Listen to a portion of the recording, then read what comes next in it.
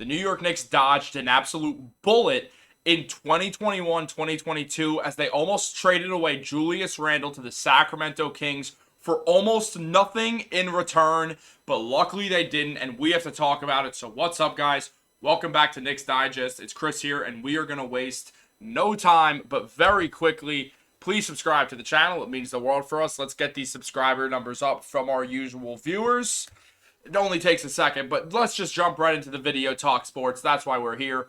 According to Chris Persuasian, in the 2021-2022 season, Julius Randle was part of a secret meeting between the Knicks and the Kings front offices about a potential deal.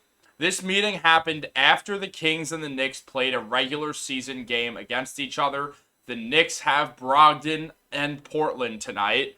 So not only does Chris kind of just very quickly allude to the fact that the Knicks and the Trailblazers could very much talk a Malcolm Brogdon deal out tonight, similar to how when the Knicks visited Toronto, they kind of discussed the OG for RJ and IQ framework, and then that happened probably like 10 days later. So clearly, it's sort of alluding to the fact that the New York Knicks could be going for Brogdon tonight, but the more important story at hand is the fact that the New York Knicks almost traded away Julius Randle in a trade that was going to be for nothing. Now, if you look here, before anyone gets upset, for readers who are sure to complain, Sacramento wanted to add Randle as part of a perceived buy low opportunity. Neither De'Aaron Fox nor Tyrese Halliburton were available in exchange for the forward, who New York kept and received all NBA production from the next season, and they're once again getting this season. Look, Randle's been amazing all season. He's having the best season of his career, not counting the first 8-9 games to start the season when he was dealing with the ankle injury. He's completely bounced back. He has looked like the best player that we have ever seen Julius be. He's working on the inside better. He's not settling for as many threes. He's realized that he's 6'8", 245 pounds, and can mow anyone down coming downhill instead of using step-back threes. Randle's playing both the smartest basketball of his career, the most efficient basketball of career, and just, let's be honest, the straight-up best basketball of his career. It has been incredible to watch, and the Knicks almost didn't have this. They probably would have gotten, let's be real, Harrison Barnes back in return. That is most likely what it was going to be. It was going to be Randle for Harrison Barnes in a way for the New York Knicks to do some addition by subtraction and getting rid of Randle and moving forward with Obi Toppin as the starting power forward.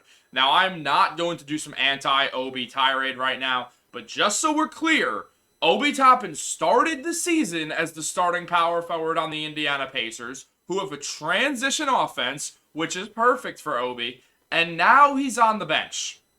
That's all I'm going to say about it. I'm not saying that this is Obi's fault. I don't watch enough Pacers games to know what happened, but Obi lost his starting spot on the Pacers.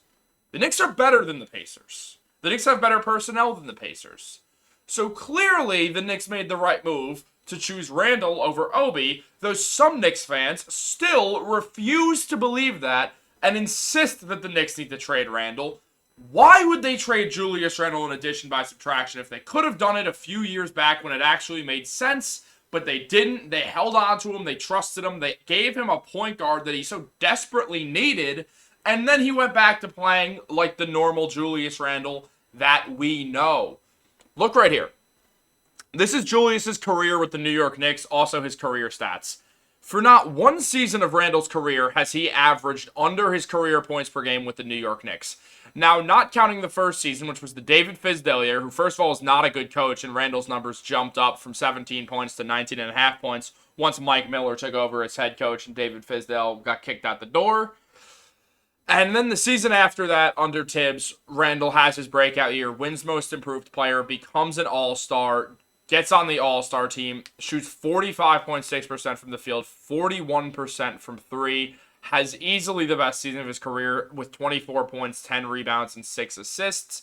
And then the next year, you could see, is the anomaly year in these 25-point-per-game seasons because he averaged 20 points. The Knicks didn't have a point guard. They used Kemba Walker for half the season, then benched him completely, and then moved on to Alec Burks, who is a career shooting guard small forward. And the Knicks had zero semblance of an offense, and Randle was put into tough positions where he just could not succeed. And then Brunson comes in, and Randle turns it around.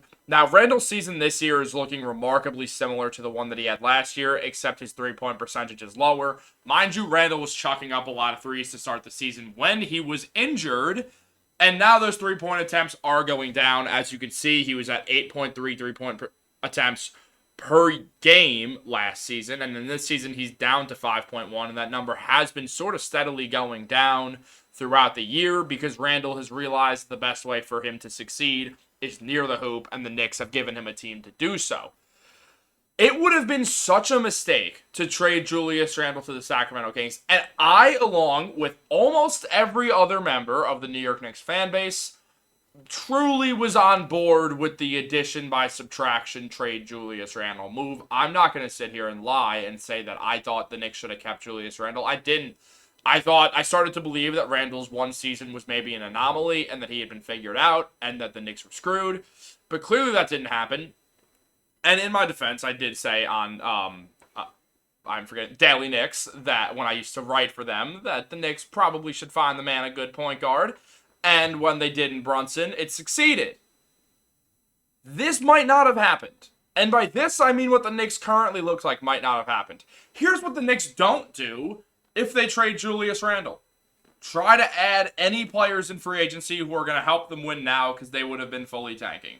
Who does that include? Jalen Brunson. The Knicks almost shot themselves in the foot by trading away all-NBA level Julius Randle, or future all-NBA level Julius Randle, who is an all-star, who should be an all-star this season, who was an all-star last year. And that also would have led to them not signing Jalen Brunson, who has been the best player the Knicks have had since Carmelo Anthony, basically since his arrival, has brought the Knicks to the second round of the playoffs, something that only Melo has done since the turn of Y2K. And the Knicks almost didn't do it because they almost traded Randle for nothing. And that is what the majority of Knicks fans wanted them to do, and people still don't trust Leon Rose, even though he was right here, and even though he appears to be right about trading RJ and quickly to Toronto, because now the Knicks have not lost a game with OG Anunoby, who fits the Knicks and Julius Randle and Brunson style perfectly. Over the last 10 games, Randle's been averaging 28 points per game and 10 rebounds. Brunson's been averaging 27 points per game because the duo works without RJ, and that is nothing against RJ Barrett. That is a fact based off how RJ Barrett plays basketball, which if the Raptors trade Siakam will work just fine for him up there. He just scored 37 points. RJ's great, don't get me wrong. He didn't fit on the Knicks. The Knicks realized that RJ and Randle didn't fit, and for a while it felt like the Knicks would side with RJ, but then Julius started playing like this, and they said, no, yeah, we're going to go with Randle, because he's been consistently all-star, all-NBA level, and RJ just wasn't the way that Julius was. And I think RJ one day will become an all-star. I truly believe in his success, and I'm rooting for him. But the Knicks made the right choice here to side with Julius Randle. Now, if you look here, these are Harrison Barnes' stats, who would have been involved for the trade for Randle based off how the contracts looked. Barnes is making around $20 million. The Knicks could have easily just slid those contracts right in. Maybe the Knicks get like a second-round pick in return, and that's the whole trade right there. Barnes this season is averaging 11.4 points per game, and look, he is shooting 41% from three, which is great, much better than the way Randle is shooting, but he's still averaging 11.4 points per game with 3 rebounds. Now, just again, very quickly, Julius Randle this season is averaging 24 points per game with 9 rebounds and 5 assists. And yeah, the three-point shooting isn't there, but he's not on a team like the Kings, how they use Mike Brown, as you can see here, where, Barnes gets more 3 attempts, or increasingly more 3 attempts because Randle's numbers from 3 are going down attempts-wise. Harrison Barnes is like the 4th option on a Mike Brown run-and-gun 3-point team. Randle's not. He's the 2nd option on a team where his job is to score on the interior. And also, it's Julius Randle and Harrison Barnes. It's enough said. We know that Julius Randle has been disrespected. We know that the Knicks have tried to trade him in the past. Does that mean they're going to try to trade him in the future? Who knows? I don't really think so. It's always a possibility, though. However, now when they trade him, if they do, they'll get a ton of value back instead of nothing. Leon made the right move. Stop going for these Randle trades constantly. Trust in Julius Randle, trust in Jalen Brunson, trust in Leon Rose. There's a reason this is the best Knicks team that they've had since the turn of Y2K. Better than the 2013 Knicks. Believe me, they're better. They don't have a Carmelo Anthony, but they're a better team. You replace anyone on this Knicks team with Carmelo Anthony, then guess what? The Knicks are making the conference finals with that Carmelo Anthony. But this is the best team the Knicks have had in nearly 25 years. Let's call it 20. In 20 years since they made the finals in 99 as an 8th seed. Guys, like the video, subscribe to the channel, do all that stuff. Helps us out. Thanks again for 4K. I'm not going to make you sit here through a long outro, so I'll see you later. Have a good day and go Knicks.